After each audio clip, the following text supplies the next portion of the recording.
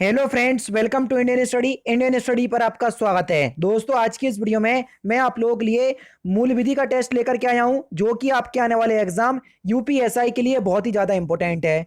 Video को and तक जरूर देखिएगा, क्योंकि लास्ट में मैं आपसे क्वेश्चन से पूछूंगा और उसका आंसर आपको कमेंट बॉक्स में बताना होगा।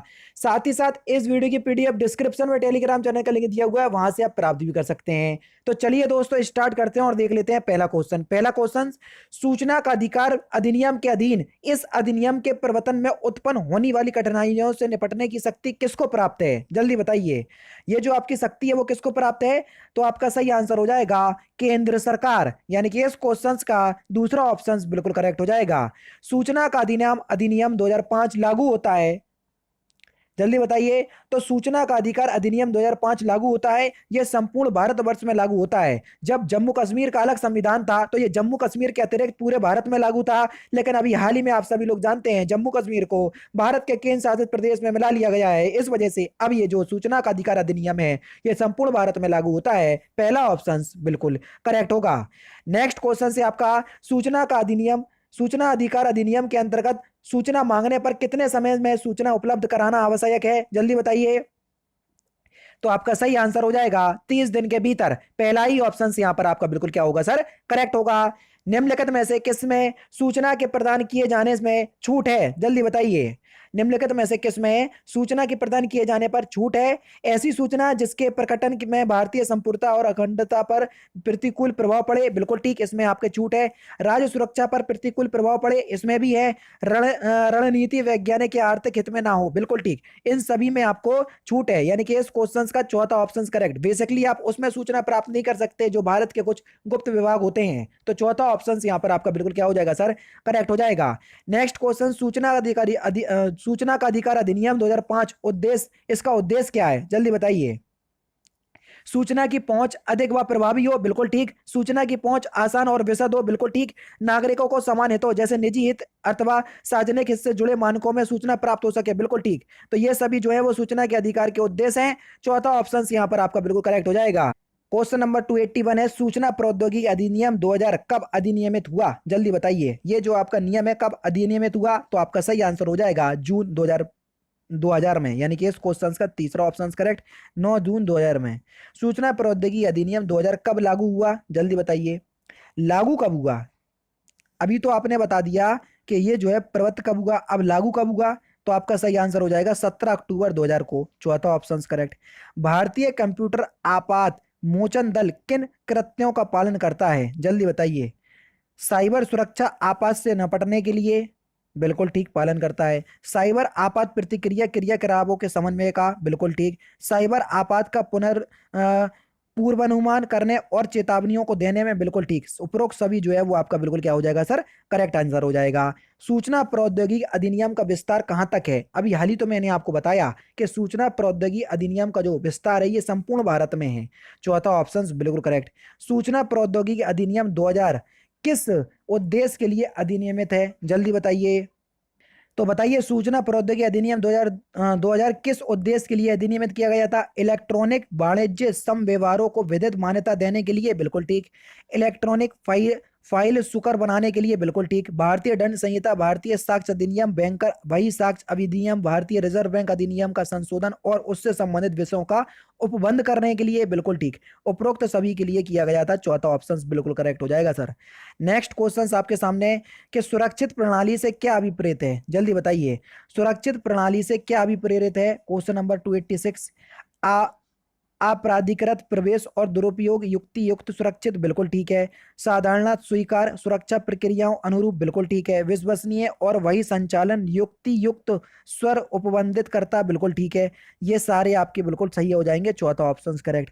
डिजिटल हस्ताक्षर प्रमाण पत्र को कौन जारी करता है? जल्दी बताओ। डिजिटल हस्ताक्षर प्रमाण पत्र को कौन जारी करता है? तो आपका सही आंसर हो जाएगा प्रमाणन अधिकारी। पहला ऑप्शन यहाँ पर आपका बिल्कुल करेक्ट हो जाएगा। साइबर अपील अधिकरण की स्थापना कौन करता है, जल्दी बताइए। साइबर अपील अधिकरण की स्थापना कौन करता है, तो आपका सही आंसर हो जाएगा केंद्रीय सरकार, दूसरा ऑप्शन बिल्कुल करेक्ट हो जाएगा। संतोष बीना के ईमेल अकाउंट के पासवर्ड को प्राप्त करने में सफल हुआ। वह नियमित रूप से बीना के ईमेल अकाउंट तक पहुंचकर उसकी सभी डाक को पढ़ता रहता है। सबसे उपयुक्त उत्तर का चयन कीजिए। ऐसे क्वेश्चंस यूपीएसआई में आपको देखने को मिलने वाले हैं कि आपकी शक्ति, तर्क शक्ति कैसी होगी, ऐसे क्वेश्चंस मोस्टली देखने को मिलेंगे।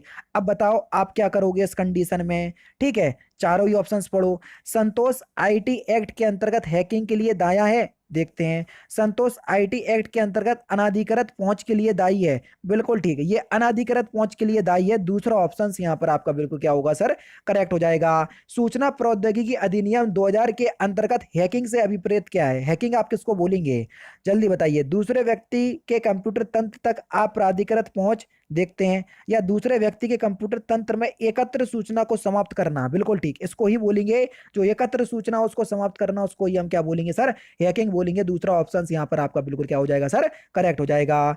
नेक्स्ट क्वेश्चन, अश्लील पदार्थों का प्रकाशन दंडनीय है, जल्दी बताइए। अश्लील पदार्थों का प्रकाशन दंडनीय है, भारतीय दंड संहिता की धारा 293 में बिल्कुल है, सूचना प्रौद्योगिकी अधिनियम की धारा 67 में, दोनों में ही है भैया, तीसरा ऑप्शन यहां पर आपका बिल्कुल क्या होगा सर, करेक्ट हो जाएगा।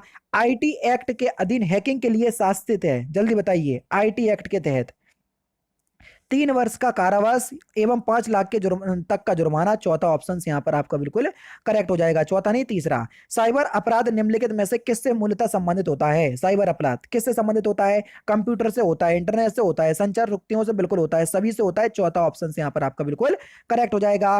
किसी दूसरे के कंप्यूटर इत्यादि को क्षति पहुंचाने पर सूचना प्रौद्योगिकी अधिनियम में दंड की व्यवस्था है, जल्दी बताइए। दंड की व्यवस्था है प्रतिकर, यानी कि तीसरा ऑप्शन यहां पर आपका बिल्कुल करेक्ट हो जाएगा, दोनों ही हो सकती हैं। नेक्स्ट क्वेश्चन से आपका, अश्लील सामग्री का इलेक्ट्रॉनिक रूप से प्रकाशन किस धारा के अधीन दंडनीय है, जल्दी बताइए, किस धारा के अधीन दंडनीय है। अभी हाल ही तो बताया कौन सी है, धारा 67, और भारतीय दंड संहिता में 293, ध्यान रखना दोनों। पद कंप्यूटर से क्या शामिल है, जल्दी बताइए, कंप्यूटर में क्या शामिल है, जल्दी बताइए। कंप्यूटर में संसाधन प्रणाली शामिल है, आगत प्रणाली शामिल है, सूचना प्रणाली, बिल्कुल सभी शामिल है, चौथा ऑप्शन बिल्कुल करेक्ट है। ध्यान रखना, सारी चीज समझा के आपको बता रहा हूं, मोस्टली आपको ऐसी वीडियोस मिल नहीं रही होंगी यूट्यूब पे, हर चीज फ्री ऑफ कॉस्ट प्रोवाइड करवा रहा हूं, केवल 500 लाइक का टारगेट रखता हूं, अगर वीडियो अच्छी लगे तो प्लीज 500 लाइक तक पहुंचाइएगा। साइबर अपीलीय अधिकरण का गठन किसके द्वारा किया जाता है, जल्दी बताइए। साइबर अपीलीय अधिकरण का गठन किसके द्वारा किया जाता है, तो सही आंसर हो जाएगा आपका केंद्रीय सरकार के द्वारा, दूसरा ऑप्शन करेक्ट। साइबर अपील अधिकरण को अपील करने की परिसीमा कितनी है, जल्दी बताइए। अपील करने की परिसीमा कितनी है, तो सही आंसर हो जाएगा 45 डेज, तीसरा ऑप्शन बिल्कुल करेक्ट है। लास्ट क्वेश्चन दोस्तों आपके सामने, साइबर अपील अधिकरण के आदेश के खिलाफ अपील कहाँ की जा सकती है, सर्वोच्च न्यायालय, उच्चतम न्यायालय, सॉरी उच्च न्यायालय अपील नहीं होगी, या केंद्रीय सरकार को। तो इस क्वेश्चंस का आंसर आप मुझे कमेंट बॉक्स में बताएंगे। तो दोस्तों ये थे आपके कुछ मूल विधि के इंपॉर्टेंट क्वेश्चंस जो कि मैंने आज की इस वीडियो में आपको कवर करवा दिए। वीडियो अगर आपको अच्छी लगी हो तो प्लीज़ दोस्तों वीडियो को लाइक और शेयर जरूर कर दीजिएगा। तो दोस्तों फिलहाल की वीडियो में तो सिर्फ इतना ही, अगर आपको वीडियो पसंद आए तो प्लीज़ दोस्तों वीडियो को लाइक कीजिए, शेयर कीजिए, और साथ ही साथ हमारे चैनल को सब्सक्राइब करना ना भूलें, क्योंकि मैं रोजाना इसी तरह की वीडियोस आप लोगों के लिए लाता रहता हूँ। नमस्कार दोस्तों, जय हिंद, जय भारत।